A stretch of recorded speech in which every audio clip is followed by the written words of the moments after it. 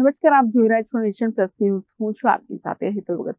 આણંદ જિલ્લામાં ધોરણ 10 અને 12ની પરીક્ષાના પ્રથમ દિવસે હકારાત્મક માહોલ જોવા મળ્યો હતો. જિલ્લા કલેક્ટર પ્રવીણ ચૌધરીએ પોતે પરીક્ષા કેન્દ્રની મુલાકાત લઈ વિદ્યાર્થીઓને આવકાર્યા હતા. આણંદ જિલ્લાના પરીક્ષા કેન્દ્રો પર આજે વહેલી સવારથી જ વિદ્યાર્થીઓ અને વાલીઓની ચહલ-પહલ જોવા મળી હતી. આણંદ હાઈસ્કૂલ ખાતે ખાસ મુલાકાતે પહોંચેલા જિલ્લા કલેક્ટર પ્રવીણ ચૌધરી વિદ્યાર્થીઓને ગુલાબનું ફૂલ આપી મોં મીઠું કરાવીને આવકાર્યા હતા.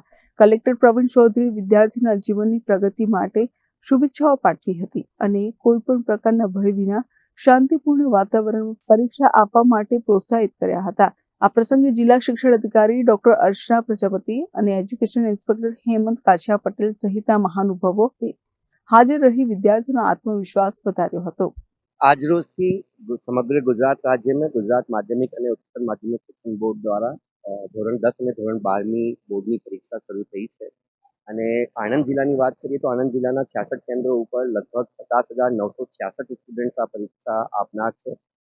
વહીવટી તંત્ર તરફથી, ગુજરાત માધ્યમિક શિક્ષણ બોર્ડ તરફથી, જિલ્લા શિક્ષણ કચેરી તરફથી તમામ કેન્દ્રો ઉપર તમામ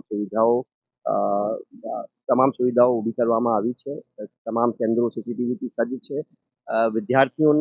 તમામ વિદ્યાર્થીઓને જે બોર્ડની પરીક્ષા અત્યારે આપી રહ્યા છે એમના વાલીઓને પણ મારે જણાવવાનું કે શિક્ષણ અધિકારીની કચેરી તરફથી સાયકોલોજીકલ હેલ્પલાઇન પણ શરૂ કરવામાં આવી છે. ડ્યુરિંગ બોર્ડના પરીક્ષા પણ કોઈ પણ પ્રકારનું મૂંઝવણ હોય તો આ હેલ્પલાઇન ઉપર કોન્ટેક્ટ કરીને નિષ્ણાંતો પાસેથી માર્ગદર્શન પણ મેળવી શકે છે. તમામ વિદ્યાર્થીઓને, આણંદ જિલ્લાના તમામ વિદ્યાર્થીઓ ધોરણ 10 અને ધોરણ 12ના બોર્ડની પરીક્ષા આપનારને જિલ્લા વહીવટીતંત્ર તરફથી હૃદયથી શુભકામનાઓ પાઠવું છું અને તેઓના ઉજ્જવળ ભવિષ્યની કામના કરું. આણંદથી દિનેશ પટેલ સાથે Hiran Shah, Nation Plus News Anand.